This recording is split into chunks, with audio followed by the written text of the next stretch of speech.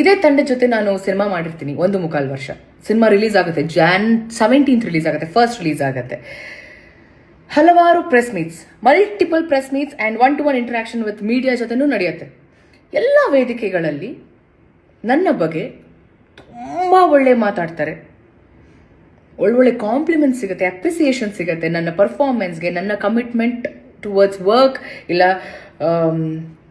ನನ್ನ ತಂಡನೇ ಹೇಳಿದೆ ನನಗೆ, ಯು ಆರ್ ವೆರಿ ಸಪೋರ್ಟಿವ್, ತುಂಬ ಥ್ಯಾಂಕ್ಸ್ ನಮ್ಮ ಟೀಮ್ ಜೊತೆ ನೀವು ನಿಂತ್ಕೊಂಡಿದ್ದಕ್ಕೆ ಸಿನಿಮಾ ಪ್ರಮೋಷನಲ್ ಆ್ಯಕ್ಟಿವಿಟೀಸಲ್ಲಿ ಅಂತ ಹೇಳ್ತಾರೆ. ಆದರೆ ಅದೇ ನನ್ನ ತಂಡ ಇವತ್ತು ನನ್ನ ಬಗ್ಗೆ ತುಂಬ ಕೆಟ್ಟದಾಗಿ ಮಾತಾಡ್ತಿದೆ. ನನಗಿಲ್ವೊಂದು ಕನ್ಫ್ಯೂಷನ್ ಇದೆ. ನನಗೆ ನನ್ನ ಪ್ರೆಸೆನ್ಸಲ್ಲಿ ಇದೇ ಮಾಧ್ಯಮದವರ ಮುಂದೆ ಈ ಮಾತನ್ನ ಅವತ್ತೇ ಆಡಬೇಕಿತ್ತು. ಯಾಕೆ ಆಡಲಿಲ್ಲ?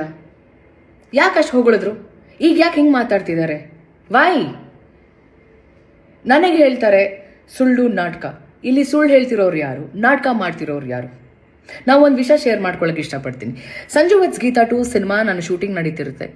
ನನ್ನ ಇನ್ನೊಂದು ಸಿನಿಮಾ ರಿಲೀಸಿಗೆ ರೆಡಿ ಇರುತ್ತೆ. ನನ್ನ ಇಡೀ ಚಿತ್ರತಂಡ ಪ್ರಮೋಷನಲ್ ಆ್ಯಕ್ಟಿವಿಟೀಸಲ್ಲಿ ಇನ್ವಾಲ್ವ್ ಆಗಿರ್ತಾರೆ.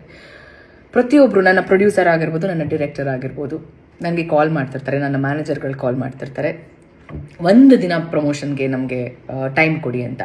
ನಾನು ನಾಕ್ಷಿಕ ಸರ್ಗೆ ಆ್ಯಂಡ್ ಕಿಟ್ಟಿ ಅವ್ರಿಗೆ, ಹಾಗೆ ನನ್ನ ಆ್ಯಕ್ಚುಲಿ ನಾನು to be very honest producer ಒಟ್ಟಿಗೆ ನಾನು ಮಾತೇ ಆಡ್ತಿರ್ಲಿಲ್ಲ, ಇವರಿಬ್ಬರ ಜೊತೆ ಕೋಆರ್ಡಿನೇಟ್ ಮಾಡ್ತಿದ್ದೆ. ಒಂದು ದಿನ ನನಗೆ ನನ್ನ ಟೀಮ್ ಜೊತೆ ಪ್ರಮೋಷನ್ಗೆ ಹೋಗಕ್ಕೆ ಬಿಡಲಿಲ್ಲ. ವೆರಿ ಆನೆಸ್ಟ್ ಆಗಿ ಹೇಳ್ತಿದ್ದೀನಿ.